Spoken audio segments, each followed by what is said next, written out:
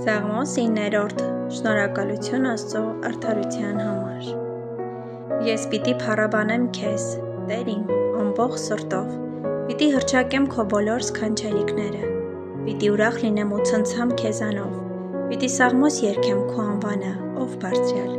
Իմ թշնամիները ետ դառնալիս կործանվում և կորչում են քո առջևից, որովհետև դու արեցիր իմ դատաստանն ու իրավունքը,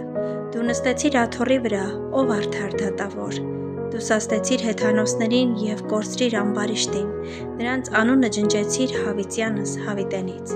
Թշնամիները վերջացան բոլորովին, դարձան հավիտենական ավերակներ, և դուք հանդեցիր նրանց քաղաքները, նրանց հիշատակը կորավ նրանց հետ։ Բայց Տեր կա հավիտյանս հավիտենից, նա իր աթոռը պատրաստեց դատաստանի համար, նա արդարությամբ կդատի այս աշխարհը և ազգերի իրավունքի ուղիղ դատաստանը կանի։ Տերն ապավեն է խեղճին,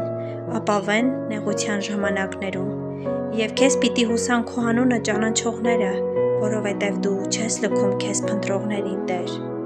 Սաղմոս երգեցեք Տիրոջը, որ բնակվում է Սիոնում, պատմեցեք նրա գործերը ժողովուրդների մեջ, որովհետև արյան վրեժխնդիրը հիշեց նրան, նա չմոռացավ խեղճերի աղաղակը։ Ողորմիր ինձ Տեր և տես իմ տառապանքը, որի մատողներից է, դու որ մահվան դռնից բարձրացնում ես ինձ,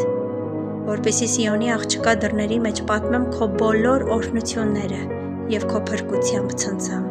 Հեթանոսները կուլ գնացին այն հողերի մեջ, որ փորեցին, և նրանց ոտքերը փաթաթվեցին այն վարմի մեջ, որ թաքցրին։ Տերը հայտնի դարձավ, նա դատաստան արեց, ամբարիշտը բռնվեց իր ձեռքի գործերում։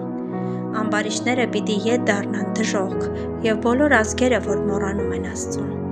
որովհետև չքավորն իսպառ չի մոռացվի, և խեղճի հույսը չի կորչի հավիտյան։